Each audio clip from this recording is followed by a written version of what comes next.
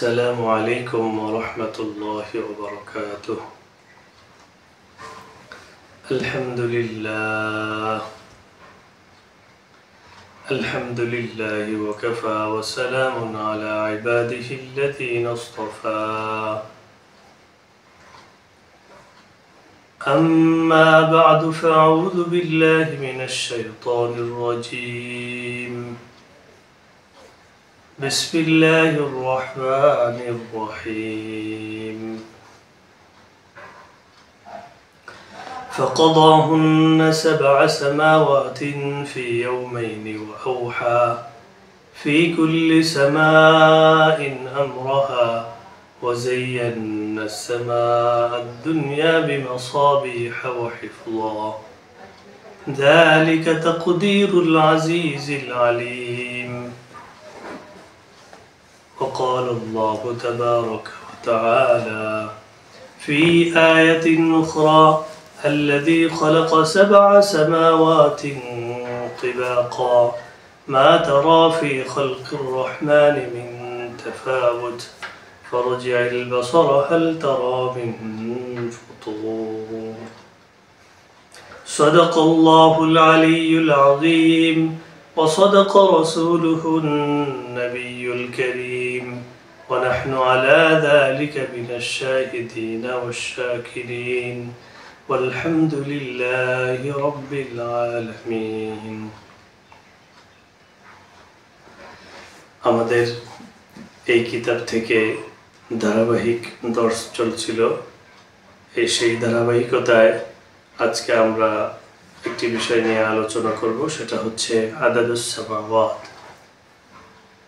আসমান সমূহের সংখ্যা। তো গত দর্শে আমরা আদাদুস সামাওয়াত নিয়ে 9টি আয়াত উল্লেখ করেছি। যে 9টি আয়াতে সুস্পষ্টভাবে 7টি আকাশের কথা উল্লেখ আছে। তার মধ্যে এইমাত্র যে আয়াতটি তিলাওয়াত করলাম, ফাকাদাহুন্না 7 সামাওয়াত, আল্লাহ এই 7 আসমানকে গঠন করেছেন, সুবিন্যস্ত করেছেন এবং অন্যান্য অনেক আয়াতে আছে স্তরে স্তরে বিন্যস্ত করেছেন।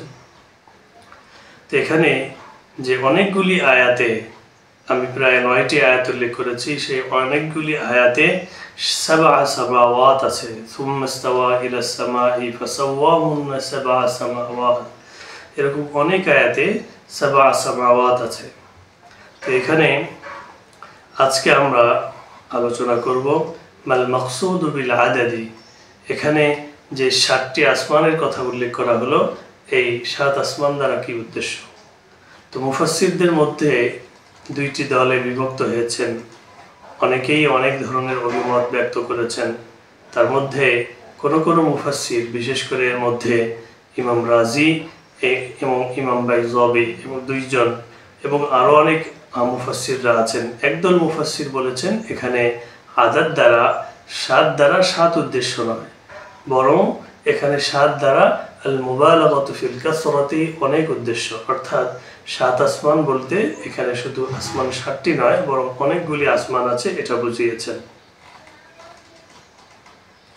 কিন্তু কোনো মুফাসসির বলেন যে এখানে 7 দ্বারা 7ই উদ্দেশ্য। সুতরাং যখন বলেছেন ফাকাদাহুন্না 7 সামাওয়াত, আল্লাহ এই 7 আসমানকে বিন্যস্ত করেছেন, গঠন করেছেন, এর দ্বারা উদ্দেশ্য হলো 7টা আসমানই উদ্দেশ্য। তো আমরা এটার, এবং তারা বলেন যে এখানে 7 আসমান দ্বারা কাওয়াকিবুল মাজমুআতিশ শামসিয়া, আমাদের যে সৌরজগতে যে গ্রহগুলি আছে সেই গ্রহগুলিকে তারা উদ্দেশ্য নিয়েছেন। অর্থাৎ আল কাওয়াকিবুস সাইয়ারাত, যে সমস্ত গ্রহগুলি সূর্যের চারপাশে একটি নির্দিষ্ট কক্ষপথে আবর্তন করে, সেই গ্রহগুলিকে তারা উদ্দেশ্য নিয়েছে। আর আমরা কিন্তু ইতিপূর্বে যারা আমাদের এই ধারাবাহিক দর্শ শুনছেন তারা জানেন যে আমরা সৌরজগৎ নিয়ে একাধিক দর্শে বিস্তারিত আলোচনা করেছি। এখানে যদি আমরা সংক্ষেপে বলতে চাই, তাহলে সূর্যের চারপাশে প্রায় 8টি গ্রহ আছে। সেই 8টি গ্রহ সূর্যের চারপাশে এভাবে আবর্তন করতে থাকে। এই গ্রহগুলোকে কাওয়াকিবুল মাজমুআতিশ শামসিয়া বলা হয়, বা সৌরজগতের গ্রহ। এই সৌরজগতের গ্রহ উদ্দেশ্য নিয়েছেন কেউ কেউ, যে 7 আসমান দিয়ে দ্বারা উদ্দেশ্য হচ্ছে সৌরজগতের 7টি গ্রহ। এবং এই বিষয়টি তাফসিরে জালালাইনের হাসিয়ায় উল্লেখ আছে। তো আমি যে মাদ্রাসায় খেদমতে আছি, ঐতিহ্যবাহী আল জামিয়াতুল ইসলামিয়া মুস্তফাগঞ্জ মাদ্রাসা, সেই মাদ্রাসার তাফসিরে জালালাইন দ্বিতীয় খণ্ডের দর্শে এই বিষয়টি আমি সেখানেও উল্লেখ করে আলোচনা করেছি। সেখানকার তালিবুল ইলমদের মাঝেও সেটা আমি আলোচনা করেছি। সেটা হলো যে কাওয়াকিবুল মাজমুআতিশ শামসিয়াকে যে 7 আসমান বলে এই জালালাইনের হাসিয়া উল্লেখ করা হলো, এই বক্তব্যটি সঠিক নয়। বরং এই যে দুইটি বক্তব্য পাওয়া গেল, একটা হলো যে 7 আসমান দ্বারা 7ই উদ্দেশ্য, আসমান 7-এর বেশি নয়। আবার কেউ কেউ বলেছেন যে 7 আসমান দ্বারা অনেক বোঝানো উদ্দেশ্য, মানে কাসরত বা আল মুবালাগাতু ফিল কাসরত উদ্দেশ্য, আধিক্য উদ্দেশ্য।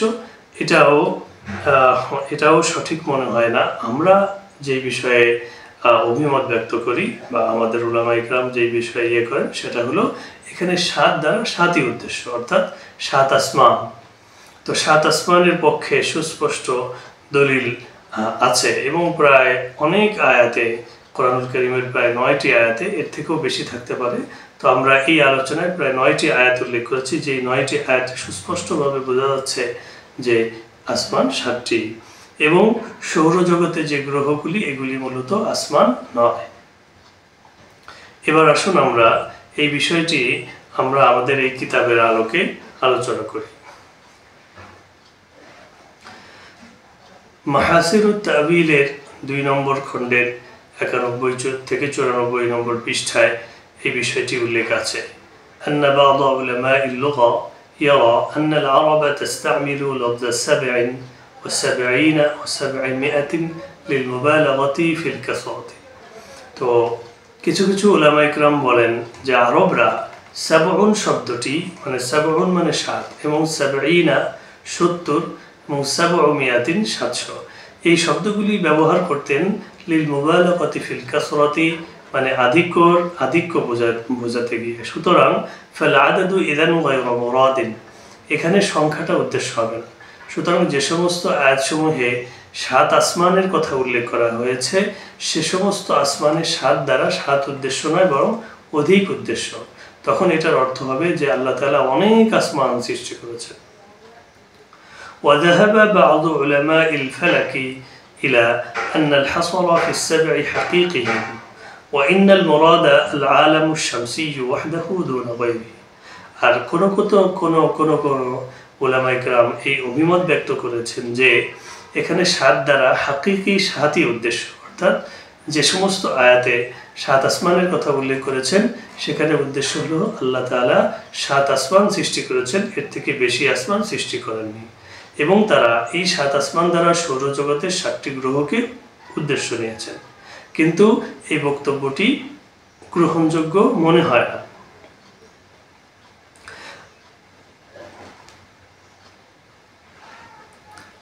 وظاهر كلام المفسرين كالرازي والبيضاوي أن العدد غير مراد। আর ইমাম রাজি এবং ইমাম বাইজাবির যে বক্তব্য, সেই বক্তব্য এটা ফুটে উঠেছে যে এখানে আদাদ মুরাদ না, মানে এখানে সংখ্যা উদ্দেশ্য না। সুতরাং 7 দ্বারা 7 আসমান উদ্দেশ্য না।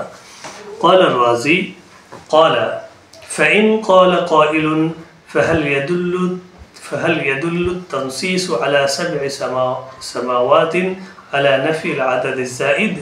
قلنا الحق أن تخصيص العدد بالذكر لا يدل على نفي العدد الزائد। তো তারা বলছেন যে এখানে আদাদ দ্বারা যে 7 উল্লেখ করেছেন 7 উদ্দেশ্য না, বরং আমরা এটার বক্তব্যে বলি যে এখানে যে নসটা উল্লেখ করা হয়েছে, যে সমস্ত আয়াতসমূহ, যে নুসুস সমূহ উল্লেখ করা হয়েছে, প্রায় 7টি আয়াত আমরা এখানে উল্লেখ করেছি, সে সমস্ত আয়াতটা যে এখানে ওনারা বলেন যে এই সমস্ত আয়াতটা যেহেতু এখানে 7-এর কথা উল্লেখ করেছেন, সুতরাং এখানে এমন কোনো করিনা নেই যে করিনাগুলো বোঝায় যে এখানে আসমান 7-এর বেশি হতে পারবে না। এবং তারা এই কথার বক্তব্যের ক্ষেত্রে তারা কয়েকটি গ্রহণযোগ্য বড় বড় কিতাবের কথা উল্লেখ করেছেন।